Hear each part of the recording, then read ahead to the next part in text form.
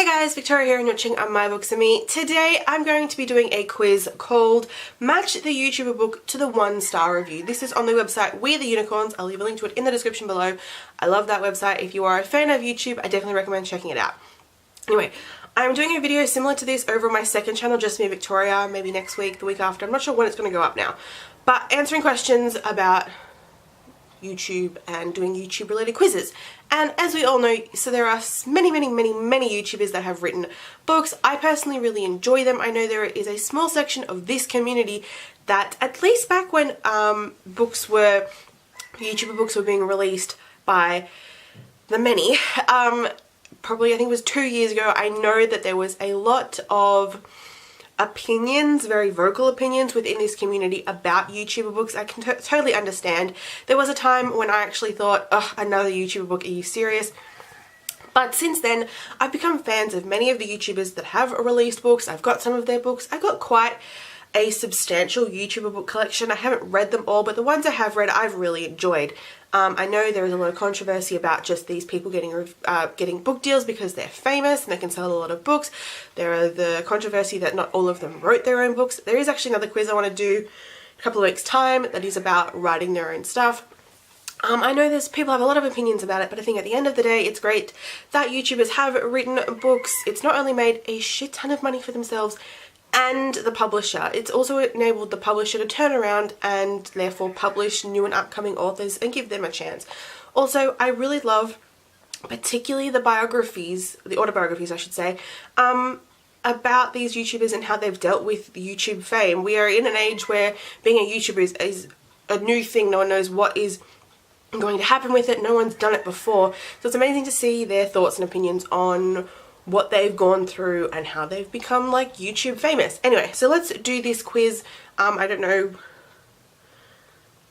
Let's just go.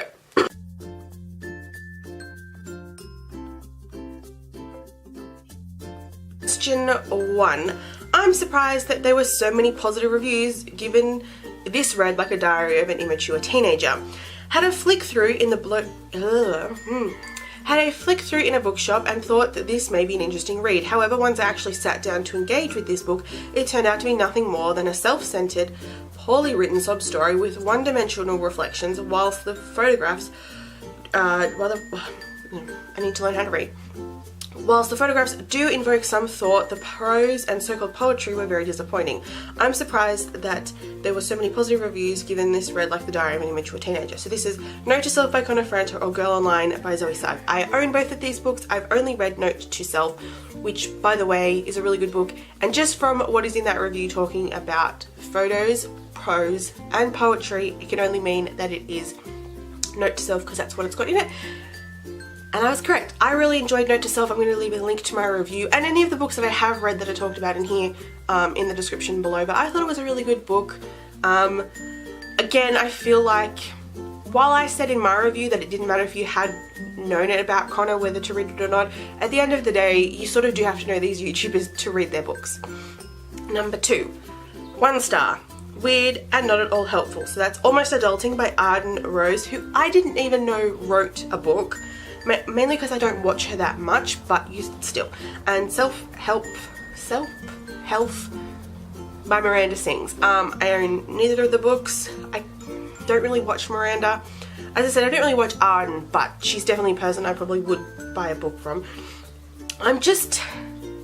This can either be that they are literally saying that Miranda's book was terrible, and I don't really know what Almost Adulting is about. So I'm going to go with Miranda's book. It is Arden's book. Okay. I still really want to read it. I don't really know what it's about. I will have to look into it afterwards. Number 3. Recipes don't work and she was begging her fans to come on here and leave 5 stars, which is really terrible and misleading. A cooking book should not have errors. Recipes don't work and she was begging her fans to come on here and leave 5-star reviews, which is very horrible and misleading for people who want to buy this book. Do not bother, get a real cookbook. So that is Laura in the Kitchen by someone. I have no idea who that is. And Tanya Bakes by Tanya Bear. I own Tanya Bakes. I've actually made a couple of things from it and I really like it. And just because I don't know who this Laura person is and I've never heard of her book, I'm going to go for that. Tanya Bakes. That's okay.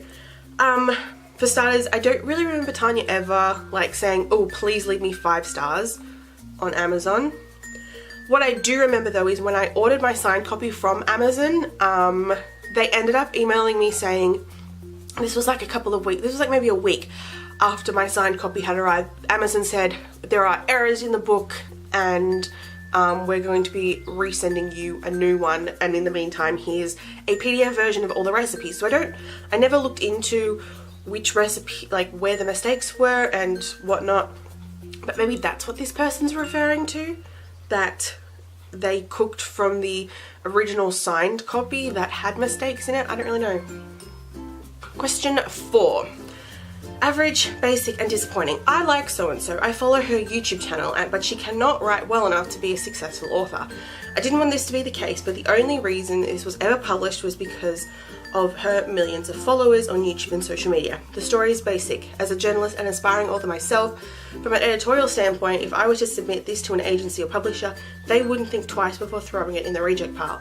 Quite disappointing to think she's making money off the back of something that is perfectly average. So that's Wild Like Me by Louise Pentland, aka Sprinkle of Glitter, and on the other side by Carrie Hope Fletcher. Now, I only just now own both of these books. I literally bought Wild Like Me yesterday, but I've never read anything by Louise. I haven't really read anything by Carrie. I probably read the first 7 chapters of On the Other Side, and I really need to get back into it because I was really enjoying it. So for that alone, I'm just going to say that it was probably Louise's book, because I have read Carrie and I do like her writing style, so we'll go with Wild Like Me. Ooh, that was right. I feel kind of bad for Louise because that's like kind of a bad review saying what they've said, and clearly it makes sense. The only reason like this was ever published is because she's got millions of followers on social media. Like for a lot of YouTubers, as I said, that is the case, but like it sells. If they've got a following, there are already people who are going to buy the book, and at the end of the day that makes money for the publisher to turn around and publish the likes of this person leaving a review. So I still really want to read the book because it does sound interesting. That hasn't really affected it, whether I want to not read it or not. That made no sense. Anyway, number 5, 1 star, too much sex.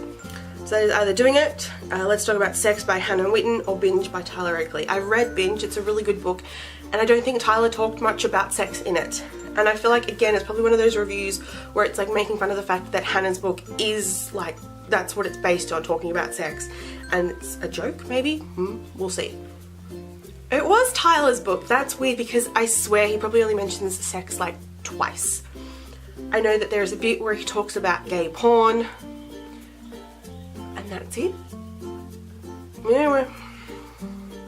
Number 6, 1 star. This book seems to be about a very self-absorbed individual. So we have Casper Lee by Casper and his mum, and this book Loves You by PewDiePie.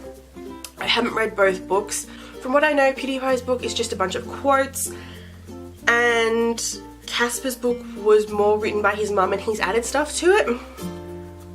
So maybe I feel like I'm gonna say Casper's book because I don't think PewDiePie's book is necessarily about him. It's just sort of I don't really know. We'll go with Casper's book. It was PewDiePie's book, which again is weird because, as I said, I've heard that, what I've seen of it, it's just like inspirational quotes. Number 7. Selling this kind of, oh, what the fuck is this shit? I don't know. Selling this kind of book is the reason HMV shut down most of their stores. If this book had a different title, like Sorry World, please feel free to punch me in the face, then I may have given it an extra star. So that's Sorry Bro by Ben Phillips and Generation Next by Ollie White. I've never read either of these books. I don't own either of these books. I do want to read Generation Next by Ollie.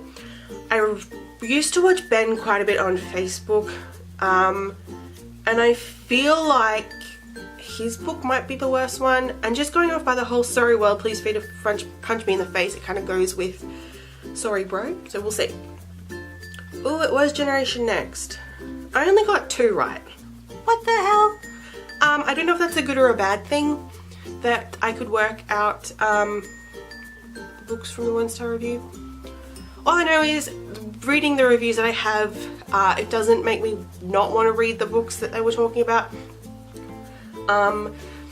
Like, if any case, it probably makes me want to read them more, because I just want to see, like, is that 1-star review like at all any if anything, it does make me want to read that book even more, just to see if that 1-star review is at all reflective of what the book is really like, whether that is just a very, very small minority, or whether it is like a real, like, not a real, but like a real consensus across the board that this book is not good. As I said, I definitely feel like there is a stigma around YouTuber books. I do think obviously they are targeted, in most cases, depending on what the book is, they are targeted towards that YouTuber's audience.